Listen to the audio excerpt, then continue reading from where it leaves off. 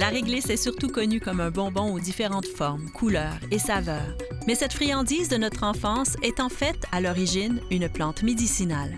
La réglisse, c'est une plante, mais parfois on l'oublie, hein, parce qu'on mange un bâton de réglisse. On n'a pas nécessairement la plante qui nous vient à l'esprit, mais la réglisse, c'est une plante de la famille des fèves, c'est une fabacée. Et c'est une plante qui est plus tropicale, on en cultive, nous, ici, à Val-David. Marie Provost est herboriste. C'est ici, dans les serres de la Clé des Champs, que poussent les différentes plantes médicinales, comme la réglisse. Alors, on voit là que c'est tous les semis qui ont démarré. Oui, c'est ici. Alors, ça ici, c'est le premier lot de réglisse. Alors, c'est ce qui est sorti du premier semis, mais c'est tout récent, là. La réglisse, c'est une plante qui est vraiment très, très, très fragile, très sensible. Donc, on est dans le début de printemps. Ici, on a fait un premier semis. Ensuite, on va la mettre en terre fin juin, début juillet. Et elle va passer quelques années en terre avant qu'on puisse la récolter. Après plusieurs années, ce que l'on récolte, c'est le rhizome, la racine de la plante, une tige fibreuse aux allures d'un morceau de bois. Originaire de la Méditerranée, on en trouve aussi au Moyen-Orient, en Asie.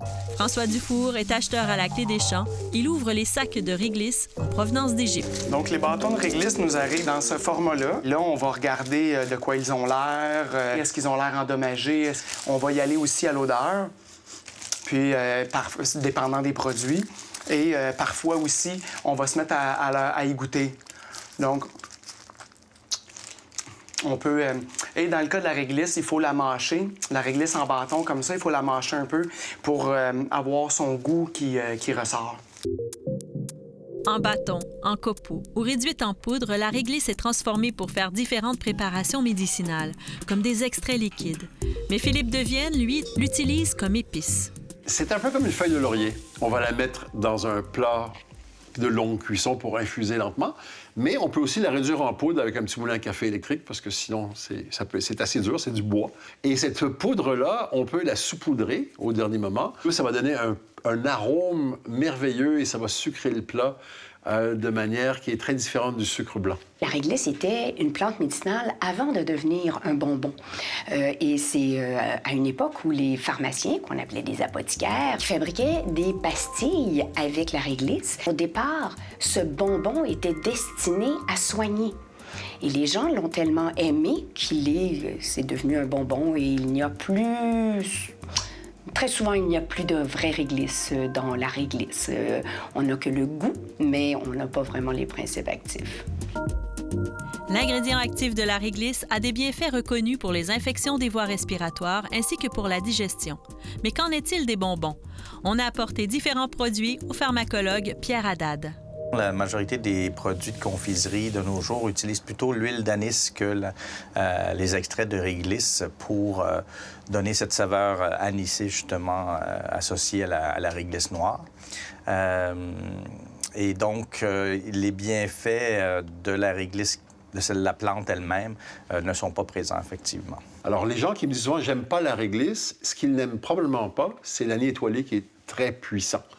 Donc, quand on goûte la vraie réglisse, beaucoup de gens sont surpris parce qu'au début, on le mâche et il n'y a aucun goût. Et c'est dans le mâchant qu'on a la saveur qui se développe. Et c'est une saveur délicate qui reste longtemps en bouche et qui donne une douceur agréable en bouche.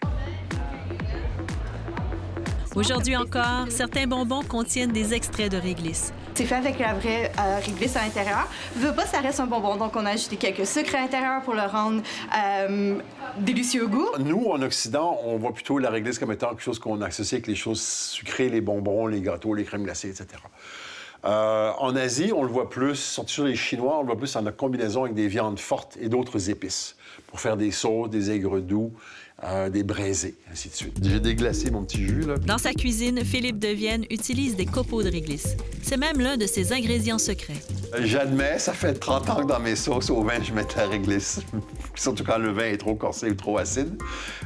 C'est mon petit secret. La réglisse est infusée dans le bouillon avec de la cannelle, zeste d'orange, échalote, un peu de poivre et du vin. Ça donne une note sucrée, donc quand il y a des choses acides, ça les équilibre. Et surtout, la réglisse a la capacité de comme rassembler les saveurs, de les équilibrer. Alors, c'est C'est vraiment inspirant de voir que ça peut servir et en cuisine et en médecine. Ça joue le même rôle.